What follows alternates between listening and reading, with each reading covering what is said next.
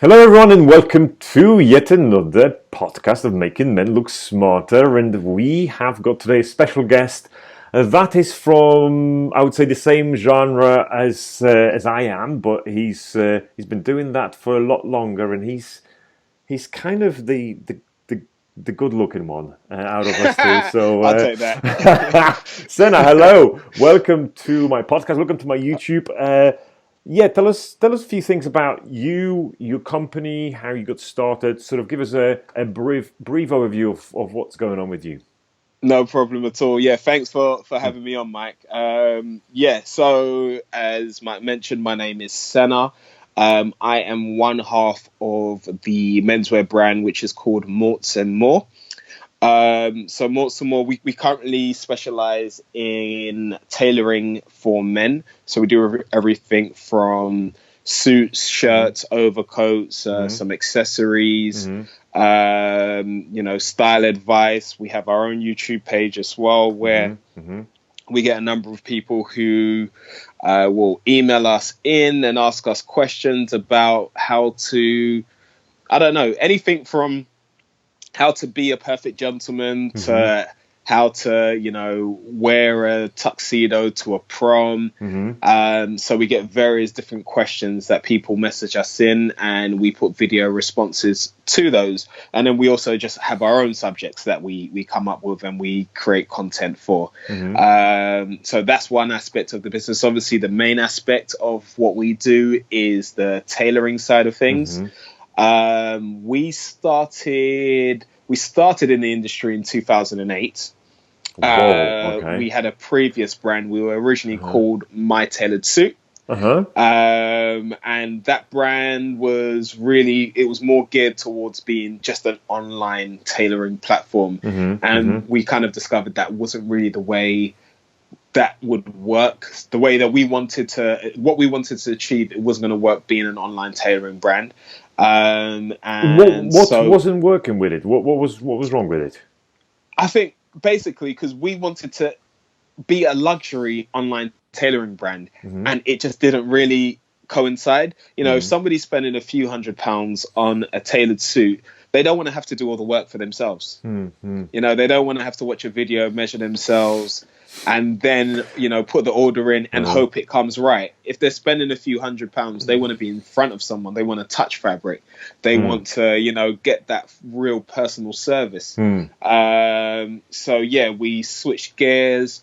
In 2011, Morts and More was launched, Mm-hmm. and things have been moving steadily forward since then. Mm. I think does that answer Yeah, everything? I think Yeah. so. I mean, there's obviously gazillion questions going through my head Okay. as you've sort of given that brief. Because one of the things that I noticed about your brand, it must have been a good few years ago, when I first sort of saw your videos. And one thing that I really like about them, they are kind of shot in the same area all the time. So you're like sitting down and start talking. I think that's super handy in a way.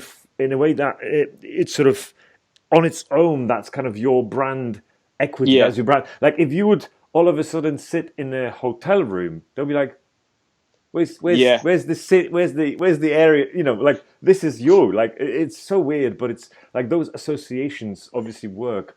So I don't. Definitely. Yeah. We've So. played with the idea of Uh-huh. using other locations, Mm-hmm. filming Mm-hmm. outside and things like that. They haven't worked for us as of Uh-huh. yet, Mm-hmm. but we may do content here and there where Of it's in course. other locations. But the Absolutely. Yeah. main Yes. thing is once you kind of see that screenshot, you know exactly what it is. Exactly, it's not it's you. Yeah, You know what's coming. So it's like yeah, this specific humor and banter that you've got with Josh. The other half definitely. is unique as well. Very often you would see big YouTubers, Antonio Centeno, Sven Raffel Schneider, and Aaron Marino, all the sort of guys that are sort of you switch the video and you watch one guy talking, but yours is always like two, and they oh, I've got this opinion, I've got that opinion. What do you think? Oh, I think this. But Yeah, it's like, and I sometimes watch your video thinking, how can they work with each other? Like they are so fundamentally different opinions about. I was like, how does this do you know work what? for you? But it's I don't know. it's weird, yeah, because we're friends first. We've actually known each other since we were 16 or so. Wow. We went to college and university together before getting into business. But at the same time, us having different opinions allows us to kind of not be narrow-minded. True.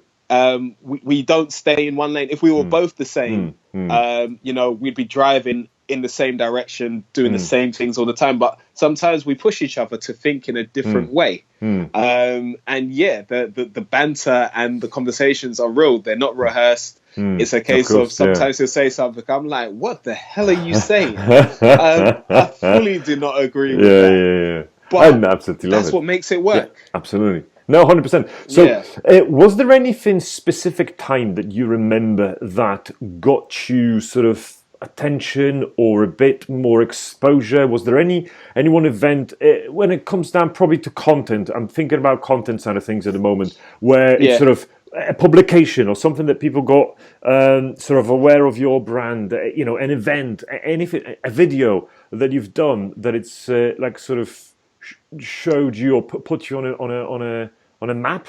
Was there anything I don't know if there was any one thing in particular. I mean, we, in terms of branding, we started to get more attention through our Instagram first. So that's where our main following started. And that, it grew through certain like wedding pages, reposting some of our content, as well as Simeon Panda, who, if you know of him, anybody who knows of him out there, is like one of the most prominent bodybuilders in the world. He's got 4-point-something million followers on Instagram, who are probably like 6 million on Facebook and so now. And, we created a few suits for him before he really blew up. We were doing a couple suits for him, and when he blew up, he was still posting pictures of new stuff that we were making for him. And from that, a lot of people, especially bodybuilders, would come to our page because they're like, if you can make for Simeon Panda, you can make for anybody. So we started to get more traction through that. And then once our Instagram started to grow, we then started the YouTube side of things. And that took a little while to grow. And then it's just like every year it doubles in size, it seems. I mean, this year we've been a lot slower on the content, unfortunately. It's just, as I was mentioning to you before we started recording, it's just the hazards of running a full-time business and things of that nature. But we will have more content soon. Let's talk about it, because that's very interesting. Because I kind of feel the same. I've got 250 videos right now on my YouTube, so a lot of content. You've definitely got more than us, even. Yeah, but it's like you sort of grow in, and you kind of want to express your idea about things. Yeah. And you want to create another video because what's the sort of length of your shirt should be, and you have to create that video because that's your idea of how this should be. So that's why lots of my content is around that.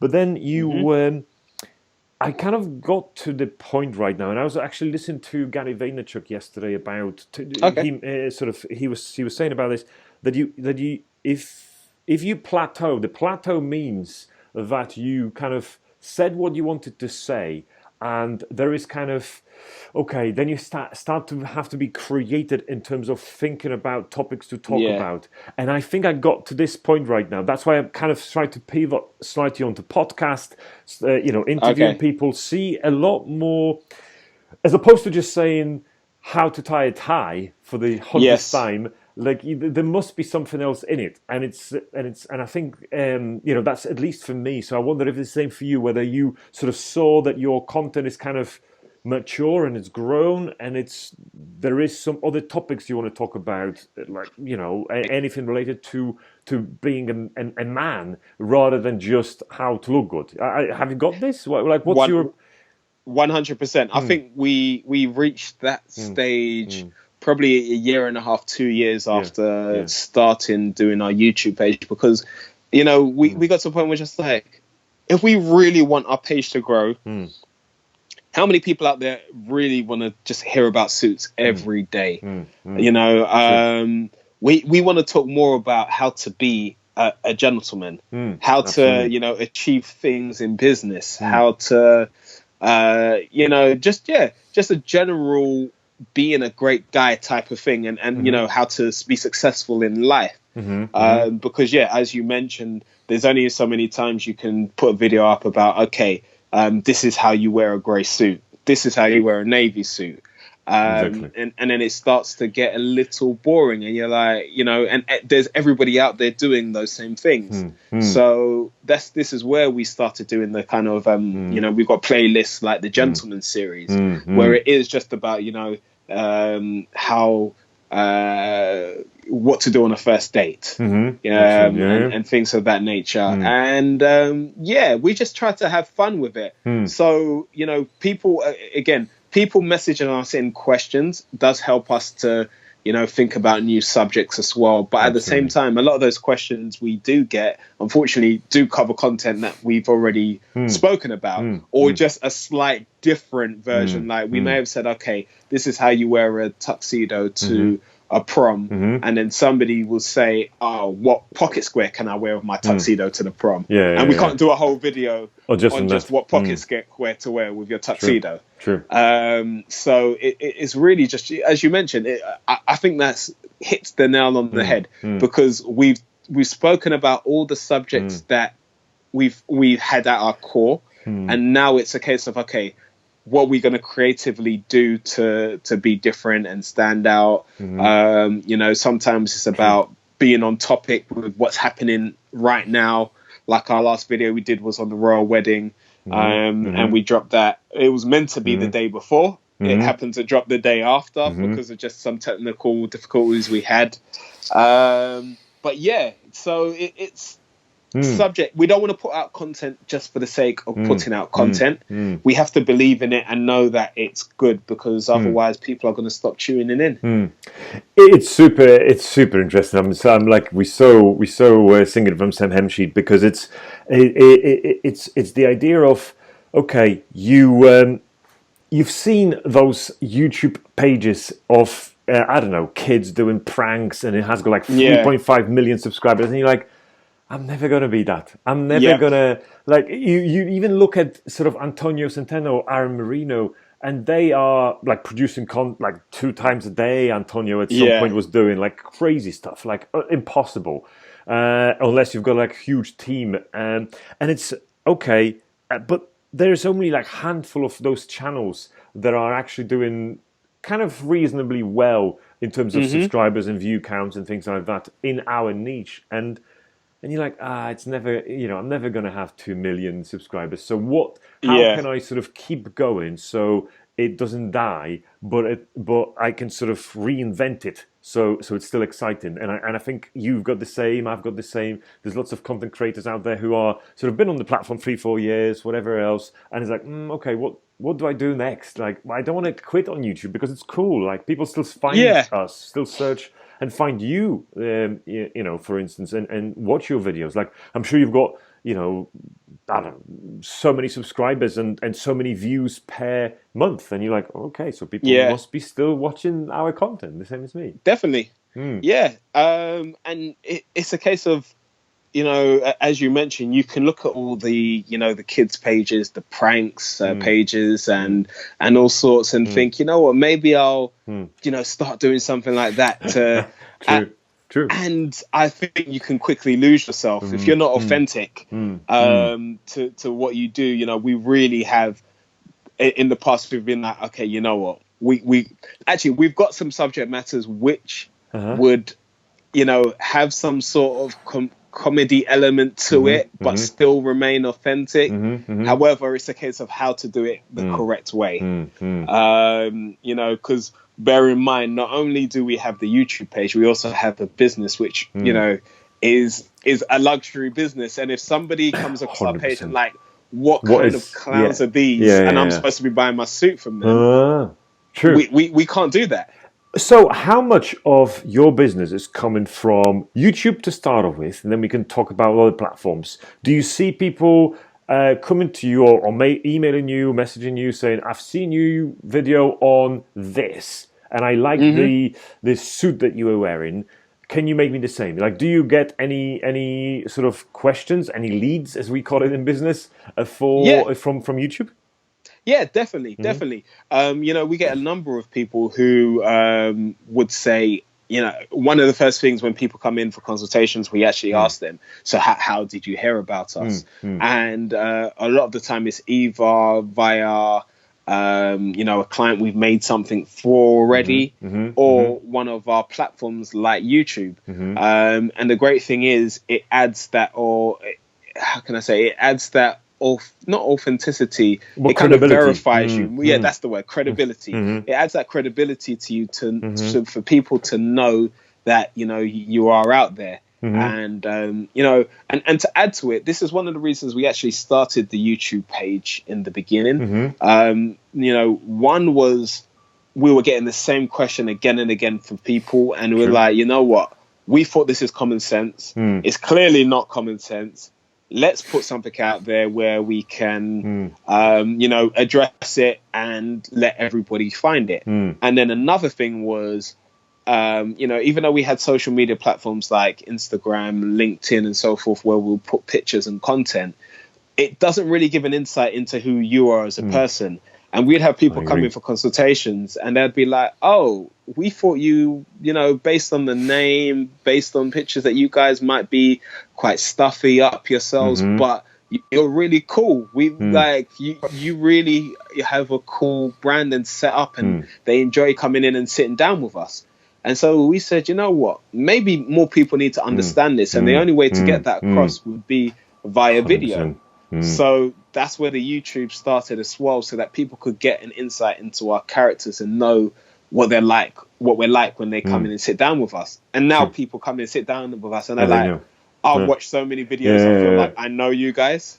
Magnificent, And right? What a different conversation, what a different start of a relationship if they know what to 100%. expect, right? What about different platforms? What do you do? I've seen you on LinkedIn. Should people start LinkedIn? Like where is right now something that's hot? YouTube is difficult because you are like there's gazillion of channels and there's gazillions of other people talking about the same stuff. So it's very hard for a newbie to sort of, oh, let's start a YouTube channel, okay? And then you're going to be talking about how to tie a tie. You're going to disappear.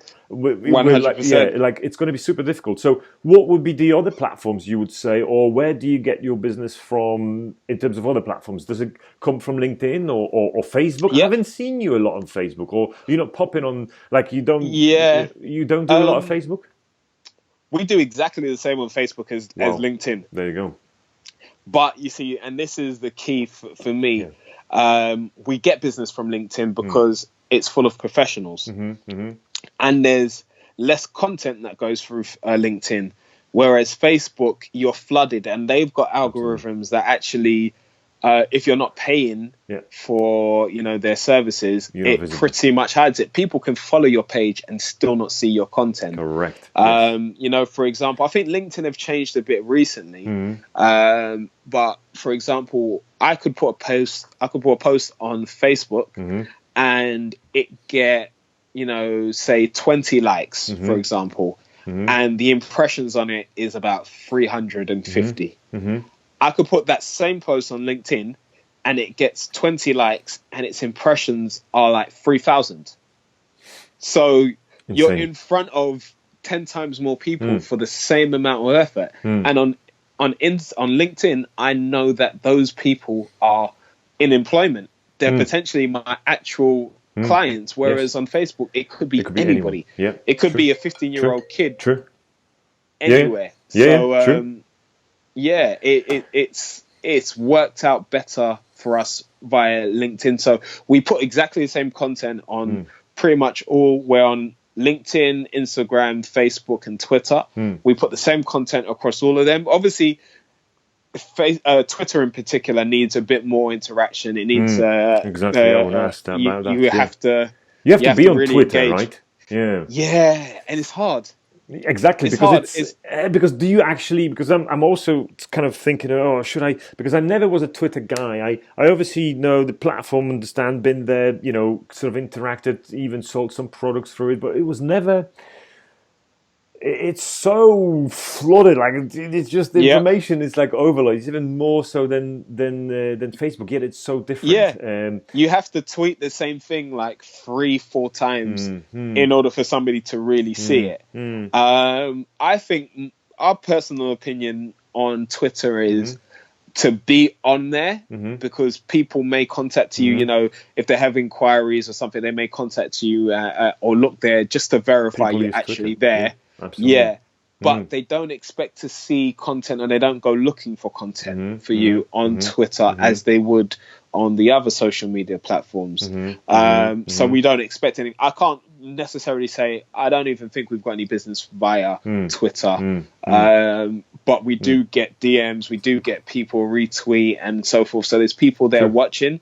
It's just not as prevalent. And so would you say LinkedIn number one, YouTube number two in terms of how you know, sort of your business can be seen and is growing, and you get business from? Would you say YouTube number one or LinkedIn number one? What would be the? That's an interesting question.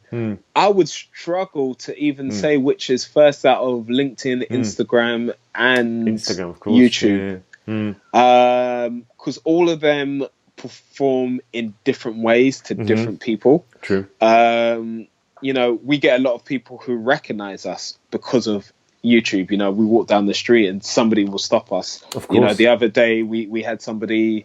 We was literally just walking to go get some lunch, and it was a guy from Italy, and he was just like, "Oh my gosh, I watch you guys.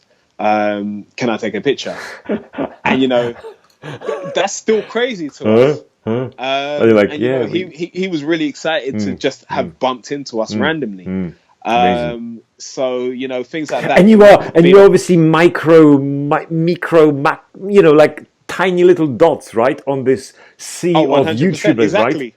And yet you've got this. So you sometimes wonder, like, what are those big YouTubers like? How they must feel like rock stars, basically walking about. Like, if you've got a massive following on Instagram or YouTube, and people must like seriously stop you on the street. Like, it must be bonkers. Yeah. Oh, massively. Like, for example, again, I mentioned Simeon Panda. One time we sent him a gift, and just based off somebody seeing his name when they delivered the gift, they added their own note to it with their number and their Instagram thing saying, "Oh, I love your stuff." And I was just like, nobody would even recognize my name if they saw some post coming through. But someone like Simeon, who's got millions of followers, he can't go anywhere. He can't say his name without it pricking ears and people being like, "What? Simeon's here." Wow. Yeah. We're just a speck in comparison to bigger people. So to hear people being, you know, and we get it regularly, it's a good feeling to let us know. And when people even say to us, "You know what? Agree. You've helped me dress well." This is you've nailed it. This is exactly the point. Like, why are you doing this content on YouTube? Yeah, you're doing it for yourself. No, you're doing it for that Italian guy. You're doing it for him. Like, and I say that to so many creators who are quitting on creating stuff. I was like, no, because you've got 365 followers or subscribers, 52 people watch your video. Like, you are doing them this. Like, you owe it to them. Like, you are in credit with them. Like, you need to pay them back for their time. Like, they're spending their most precious asset with you. Like, it's like when you wrap your head around it, it's like, oh, okay, that's why I'm doing this. That's why I'm posting this. That's why I'm, you know, you think you sometimes doing that for yourself because you're going to grow. You're going to no. Those 360 people that watch your video, you're doing that for them. When you wrap your hand around it, it's like all of a sudden, you know, puts you in a different spot mentally, I think. Exactly. And without, and I hope this doesn't come across as sound arrogant in any way, but we're actually changing lives. You're helping people to understand things that without content on YouTube, they would not understand. They don't know. They don't know anybody who knows to teach them these things. So when you say something which, again, to us sounds like common sense, they're like, "Oh my gosh, I never knew this." Yes. And now I know better. I absolutely and you know, it changes a lot for them. So for that reason, I yeah. 100% agree, and even on when I start my podcast, the first thing that sort of the voice, the first jingle you hear is "Hello, it's Michael from Make a Man Look Smart podcast." But I'm saying this is the podcast I wish I had growing up, and I Yeah. so much believe in this that it's if I I'm 35, I'm like old, I'm finished, I'm nearly Hey, don't practically say that. I'm dead, right? 35 too. And it's like and you like, oh, if I was 20. I had a meeting this morning with my team, and my assistant, she's 20, and my Yeah. videographer, he's 17. And I'm like, shit, I Yeah. feel all like it's all of a sudden dawned on me that it's like, oh my God, yeah, I wish I had what they have got right. But it's obviously, Oh, massively. We had at 20, we had no way yeah. of getting the content and the information that is out there now. And if I had all the information I have now, my business would have gone leaps and bounds years ago. But I had to learn a lot of it the hard way. Exactly, that's what it is. Let's talk business.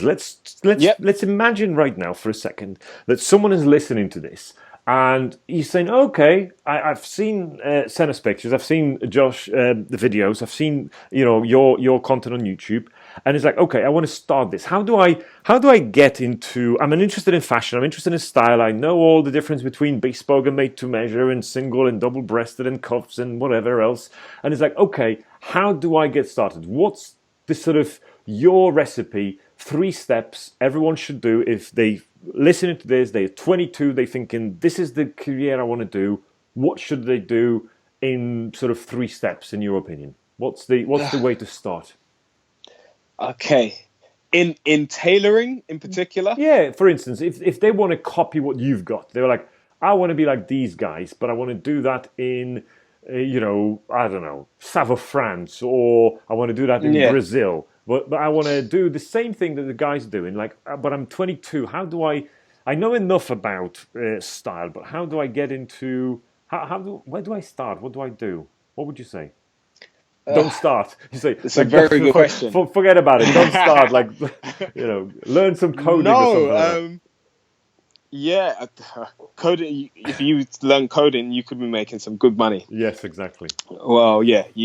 Anyway, another matter. That's my background. My background is actually I've got a degree in multimedia computing, so Nice. coding was another area I could have gone into. But obviously, you can see I've gone the complete opposite direction. First things first, I would say you have to be mentally prepared for business. A lot of people see the glitz and the glamour of social media and all sorts and think, you know what? It's fun. You go out there, you meet people, you make suits for them. It's just fun times working for yourself. You have to understand the real hard work goes on behind the scenes. The social media, we're only ever going to show you the great parts. Social media lies? Is that what you're saying? I can't Oh, believe massively. Massively. Social media is the trailer for a bad film. A lot of the times. I love it. Well, that's people's lives anyway. But don't get me wrong, it's not all bad, but you have to put the graft in. Again, you could see where we are now, but for us, especially even starting Instagram, for about a year or two, I was posting on Instagram 5 times a day. Just content, not our own content because we didn't have enough clients, just posting content of suits and suit inspiration to 100 followers. As you mentioned about, creators. Yeah. I was just posting because I was like, people need to keep seeing the name Morts and More. Yeah. And, then we started to get more likes. But for a while, I felt like I was talking to myself. I was so bored of posting content. But I had a goal, so I had to keep doing it. And it's not easy finding content, finding different content all the time. And that's just the social media side of things. Then you've got the actual business side of things. You've got to be able to find those clients. How do you find clients? Social media. Okay. Yeah, but it's super interesting question. Like, a guy says, okay, I'm good looking. I can take pictures. Someone can take pictures of me. Instagram checked. I can do that. I can Yep. probably use Google and type in how do I grow my Instagram account. There'll be 15 posts that talk about Yep. it. I can do that. Check. Find clients. Yep. Okay, that's how do I do that? So yeah, obviously, uh, you've got the things like hashtagging, which I Uh huh. do still, but I don't know how effective they really are. I mean, do people really click on the hashtag tailor-made suits? Yeah, I don't I know. don't know. Do you? Um, I used to Uh just huh. to find content, Yeah. but I don't look on it to see what comes up. I can't say I've done that in the last 3-4 years. Um, so I don't know, but I do it anyway. Mhm. Mhm. Again, you've got referrals. So Mhm. the way we started was we started making for friends. Then when we made for friends, we made for friends of friends. And then you have to be able to get a core base of clients, even if you do it at a discounted rate, Mm. even if you're just covering costs. You've got to be able to get your product out there. Super You interesting. Let's focus on this because this is, I believe in this so much that my nipple gets so hard it can actually sort of cut the glass right now because I'm so passionate I about can this. see through your shirt. Yeah. Because it's people get so confused about stuff, right? They say, "Oh, I've produced this beautiful looking bow tie and it's made in England and it cost me 20 quid to make. I need to sell it for 60 quid." Hmm. And you sell it, try to sell it on eBay or somewhere for 60 quid because you haven't got any other platform and it doesn't sell. And you're like, oh, what do I do now? You wait a month, 2, 3, 5, 6, and you still haven't sold any single one of them. What do you do? Yeah. Well, you quit. No one wants to buy a bow tie. Yet, you know that probably 15,000 people every month buying a bow tie somewhere, Yeah. online, offline. Right? It's true. And Hmm. it's like, okay, so maybe a good idea to actually give away, to organize a context, Yep. some competition somewhere. Maybe give it out to me, you, other people that you want Yeah. us to take a pic. Like there is, let's focus on this because it's super important. There will be times where you have to give your stuff away, where you Yep. have to cover in cost, where you are at the point where no one knows about me yet. Hmm. How do I, like, I'm sure you're thinking about the same right now. I'm thinking about this. I was like, I've got, 300 clients. Okay, how do I get to 3,000 clients? Or how Yep. do I swap those 300 clients to clients that they gonna not even asking about the price of this? Like, you're always constantly trying to figure out a way, which means that we may need to give some stuff away for free. Like, it's Yeah. okay. And it's a bizarre concept because people say, "Oh, you're not valuing your time." No, no, no. This is like marketing cost. I'm thinking about this as my marketing cost. So instead of paying Hmm. a newspaper, I'm basically giving away. So I'm paying, some stuff to like. Does this make sense? Obviously, it Oh, makes sense to you, but massively. it's super important that we hone on this because people get confused here. I think. Yeah, agreed. People want to go out there and instantly Mm, start a luxury brand mm, and start, selling stuff for mm, thousands of mm, pounds. mm, And if nobody knows your name and nobody's wearing your stuff, mm, it doesn't matter how great it is. Sometimes if you don't have that credibility behind you, mm. people don't want to hear True. it. People, and unfortunately, it's still the case regardless of who you are. Mm, Some people will always go for the name brand stuff mm. just because they know the name Correct. rather than they know the product is better. Mm, So you've got to find a way of mm, overcoming that. mm. And that True. may be by saying or being able to show people wearing your stuff. Have pictures, if you're giving it away Mm, for free or discounted, you have to have some sort of caveat to be like, well, you know what, I'm going to give this to you, but I need you to send mm, me pictures of you in it. mm, I need you to mm, post it on your mm, Instagram page and tag us in. mm. And also, let me know if two people who would be interested to Absolutely. buy. Absolutely. Yeah. And that's the best way. Referrals is always the greatest way and Mm, easiest way mm, to grow a mm, business. mm. So yeah, Okay. you just So have to you push. Instagram. I was very interested when you were talking. I was quickly googling. I was like, I don't know whether that's going to work or not. But I've typed on Google. How do I find clients for tailored business? Right. I'm thinking Okay. no one earth can actually probably has done this article. Right. And I'm looking. And there is a Quora article saying, how do I get high-end clients for a bespoke suit tailor? Next one down, Wow. tailor service, start a business today. Next one down, 7 strategies for tailor custom fit sort of suit business. And you're like, okay, the content is out there. Like, Wow. if you don't know how to do, if you don't know anything, Google it. Like I'm sometimes blown away. I'm putting the most ridiculous questions in, and you still get an answer. And it like Yeah. actually someone thought of this the same way, and it's amazing. So use Google. It's so surprising what you can find on Unbelievable. Google. You know what? I'm the only one who would Exactly. ask or think of this stupid question, and then you put it in Google, and I'm just like, Yeah. oh, So, there's articles it's about there. it. There's video. Yeah, Yes. Morts and More. They've done a video on this. What? yeah. Yeah. So what about? Okay. So we've got Instagram. We've got referrals. Kind of how to grow a business. Yes. What about networking events? What about joining clubs? What about things like that? Like Definitely. yeah. Okay. Definitely. When we again, one of the things that I did when I started, I was part of a networking group. Uh-huh.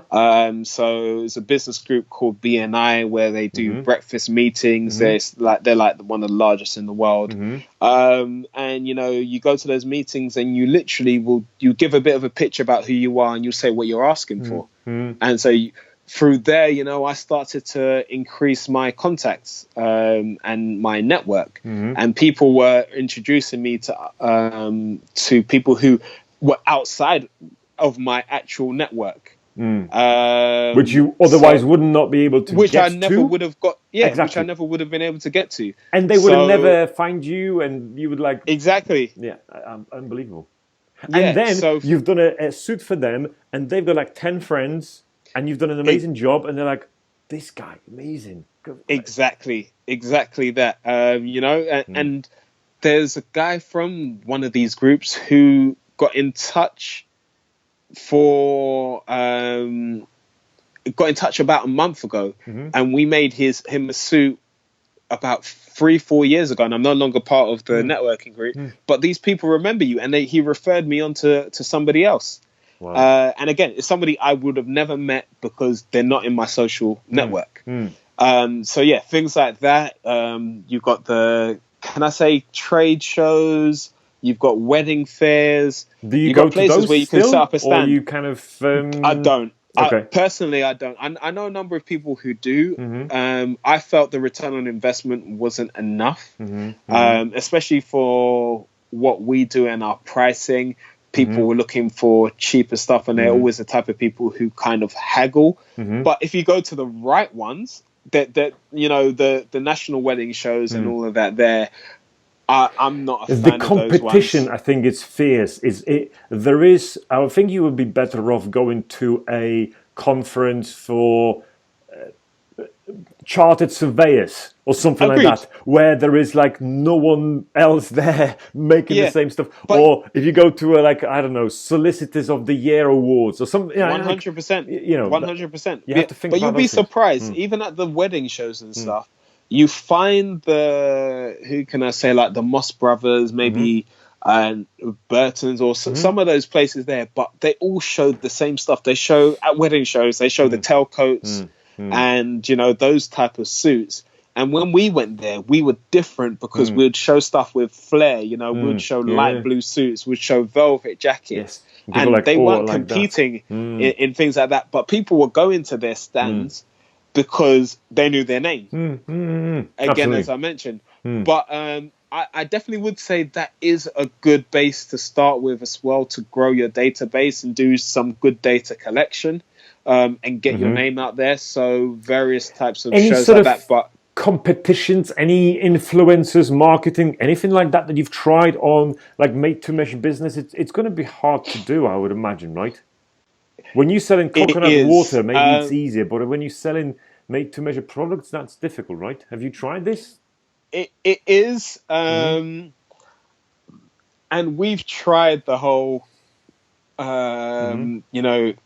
influencer marketing. making suits for influencers, people for free. And again, return on investment is minimal. You know, Simeon Panda has been the most profitable But it's influencer we've worked with. because he likes you, because there is more And than the to, exchange of dollars and exchange of exactly. products. Yeah, And to add absolutely. to that, he pays for his stuff.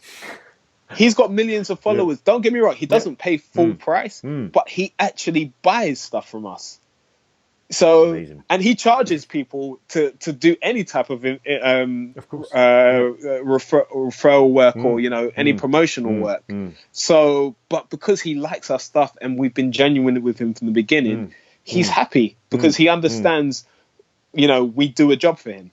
Amazing. So, and we've had people who have been smaller time influencers than him approach us and say, they want free stuff from us to promote it. And I'm just like, yeah, that's not our bag. It's it just doesn't work for us. It may work for some guys. If it's in part of your marketing budget and you said, you know what, I can afford £1,000 worth of goods to give away, then by all means give it a punt. We've tried it. It's not something that works for us personally. But yeah, you've got to get creative. And yeah, find the right people. But yeah, getting your suits on the back of the right people will work wonders. Definitely. So okay, so we've got that. We've got YouTube. We've got sort of kind of trade shows, also networking events. BNI you mentioned, that's good. Yeah. Because it's kind of probably the sort of the most famous kind of organization of all of them, sort of associating that kind of professional bodies, professional people, connecting together and trying to help each other. I find that and sort of go on. I was going to say, and I've said it's funny. I've said this a number of times this week. But if you hear of any type of meeting that has networking in the title, outside of something like BNI, which is actually it's relationship based, and it's just a networking event, I personally run a mile. Good tip. Wow. Yeah, I because agree. all those events are, you go there and it's people who want to pitch you. And it's people business cards. exchanging. All they want to do is put their business card in your hand, and they want you to buy from them in some way, shape, or form. It's not about giving; it's about taking in those events. So you need to, I'm all about finding events where it's some sort of party, some sort of social occasion where everybody's relaxed, and then you don't necessarily have to straight away say what you do. You get talking to somebody, and then you maybe ask them, "Oh, what do you do?" And you get to know and show interest in what they do. And then if they ask you, "What do you do?" you can broach it, and then that's how real relationships and real clients are made. Absolutely. 100%. So, what's the we should kind of go into the end there, but I'm just thinking about what's the one area for you as well as a business, and sort of I would assume that the main focus for you is of course made to measure, growing that.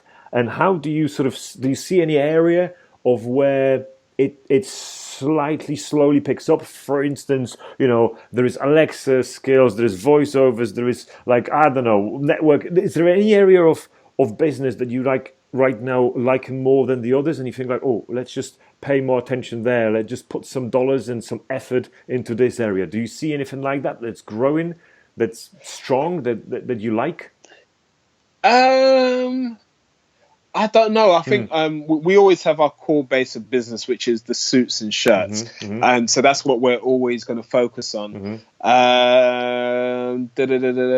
What can I say? Yeah, but is there a sort of maybe even a platform or organization or an idea that you've got? Let me explain what I'm thinking about as well, because I had this interview with Jacob Clayton. It was probably like 5 episodes ago when we were talking about growing his made-to-measure business in Texas, and he told me one tactic that actually sort of works unbelievably well, and I'm surprised how well it works. Where I've seen him posting a picture of him with American footballers, because of course he's Texas, American football big over there, and I was like, how did you get American footballer from your tiny growing business made to measure? And he said, oh, it's very simple. I messaged him on Instagram. I was like, seriously? Is that your tactic? Message people on Instagram? He was like, yeah, but out of 100 footballers that I message, 10 of them reply. was like, Yeah. seriously? Yeah, I was like, okay, I can't believe this. So what I did, literally straight after the interview, I was like, okay, on Instagram, finding a footballer in the UK, pick any team, Leicester City. Okay, find footballer, right? Message. Okay, hi. Next, footballer, message. And I've spent maybe like half an hour, just messaging like 50 players, basically, right? And Yeah. 3 of them replied saying that they're interested. I was like, oh, is that it? Wow. Oh, is that how you do it? And this is the sort of area that I was like, oh, Instagram was, or still is probably, this sort of unbelievable area for you contacting anyone, with Yeah. this. Like so that's when, to me that was like, wow, you can actually sit at home doing that, at 10 o'clock at night, and it's wow, okay. Yeah. Now you've got me like, okay, you know what? As soon as I get off this podcast, I'm running onto Instagram. But it's true. Like listen to that or watch, because it's all both on YouTube and on podcast. But for all the listeners as well, go back to Jacob Clayton podcast and YouTube video. So you're going to see, because he talks about how he's doing it and how he's finding them and all sorts of things like that. So he's going more into that area. But it's as simple as that. So for me, for instance, that's an area of my focus. I was talking to the team this morning, and I said to the 70-year-old, I was like, okay, man, listen, you're going to be spending some time on Instagram right now, because we need to DM a lot of people, about Yeah. what we do and how we do things. So that's a tactic that worked for me. So I was asking if you had anything of sort of similar. And similar excitement, if you like, because you can probably sense the excitement in my voice because of that. Okay. So yes. So if you have anything, let us know. But if not, then that's also okay. Yeah. I mean, like I said, one of the things that I learned when I used to work, my background was in sales previously. One thing I learned from one of my last managers was always ask for a referral. Fantastic. So when you have somebody who buys from you and you know that they're happy, you ask them for a minimum of 2 people who I'm not doing you that think enough. I agree 100%. Yeah. Because they're going to be happy, because you can go to those people and say to them, hi, Jacob has just bought a suit from us. He's really happy with it, and he's said that it would be good to get in touch with you because you are interested in suits yourself and you have great style. Can we arrange a time for a consultation? And that is going to open a lot more doors for you than. Yeah, it's a warm lead. That's what we call it in business, warm lead, which is a person that knows about you, because the guy probably even can link you on, like, I'm using often the messaging on Facebook, the sort of messenger that you can add like 3 or 4 people into a group, and then that's how you introduce people. I love this, because then people kind of understand that this is where you connected them. So it's like, oh, Sebastian, talk to Arthur. Right, okay, because you've got similar interests, and I'm the connector. So think about Sebastian, think about Arthur. They right now both on my list. They owe me one. We're not counting, but we counting. But no one counts, but everyone counts, kind of thing. And they understand that we're going to be looking at out for Michael if he needs anything. And I love this. This is this sort of area of business where you can help someone. Like, this gives me pleasure. Simply. Yeah. Wow. Okay. Yeah. Definitely. Sena, what would you say where things are with you in terms of where people can find you? What's happening with you? What leave us with something something good. In terms of repeat that again. Yeah, just your business, like where you are in your business, in terms of like where people can find you, what you can leave people with. Any sort of final thoughts on what we've been talking about, if people want to start sort of similar journey, anything, any words of wisdom that comes to your mind? Yeah. So in terms of business and really my thoughts for success in business is don't chase the money. Do something because you're passionate about it. Because if you're only in it for the money, when the money isn't coming, you're going to stop doing it. Mm, But when mm, you're passionate about something, you will keep pushing through and mm, through the storms, the hard times. You know, you've got an end goal and an aim, and mm, that's, you know, the hard times won't stop you. Whereas when it's just a material thing, mm, you'll be on to the next thing before you know it. So mm, whatever you're doing, make sure you're passionate about it, mm. and you know you'll find a way to make it work. Love it. That's my thoughts on success in Love it. business in particular. Love it. Love it. Uh, Where people can find you? cool. What's your addresses? Where you are? Where you're hanging So about? yeah, so everything you can find us, Morts and More, usually one word, which is MortsAndMore, Hmm. and that's on Instagram, Facebook, and Twitter, Nice. and then on LinkedIn, something like LinkedIn, Mm. it'll be Morts and Just More, as spelled. right. Okay. Um, And YouTube? so Oh, and YouTube, yep. It's Morts and Morts and More. More, Right. all one word, Hmm. or as spelled. If you just type Morts, ampersand or and more, Hmm. you'll come up with our page and our Hmm. videos, and Hmm. then you'll spend a few hours apparently scrolling through our videos, Yes. as I've been told. Yes, and of course, straight after this call, you are on Instagram. You're going to be DMing Oh, people, and massively! straight after this call, I'm doing referrals. I'm like asking 5 people to recommend me. Yep. So good. Let's. I enjoy this. Thank you so much for your time. I hope it was useful to all of the listeners, and of course, all of the stuff that we talked about, especially the links, is going to be in show notes both on YouTube and on podcast. So yes, you can access them. Give Sena some love as well. If you're on Twitter or other platforms, say that you've listened to this. That's obviously going to mean a lot. Um, brilliant, Massively. brilliant, Yeah, it's been a pleasure, Mike. Really, really appreciate you having me on as a guest.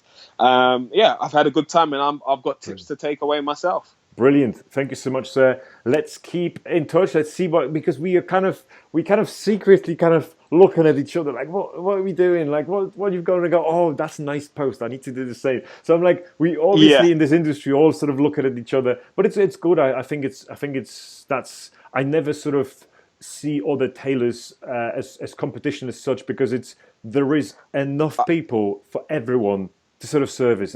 I'm Would you agree? I'm glad we have that same mindset, Yeah. 100%. Yeah. Because I'm friends with a number of tailors, I am the same. and it's a case of, if somebody goes to you Mm, rather than me, mm, there's something that they saw there that mm. I don't have. Absolutely. If it's 100%. based on price, then that's not my, Mm. it's not my client anyway, Yeah, and it's yeah. not my client Absolutely. base. Absolutely. Because, if it's just price that you're coming to And us I'll be for, then happy to recommend for you to go to Suit Supply or other places. Like go. Like I'd even yeah, help you choosing a suit. Like it's fine. Like I want you to look the best. That's my this is it. yeah. Good stuff, man. Yeah. And we could be So talking for anyway, hours. Yes, brilliant. Let's keep in touch. Let's keep sort of seeing each other. Who knows? Maybe you're going to see each other at some point in real life, and you're yeah, going to be grabbing that it'll be sandwich. good to I'm going to do. be that guy who's Yeah. just like, oh, come on, Bella, I want to take a selfie with you. I'm going to be that Italian guy.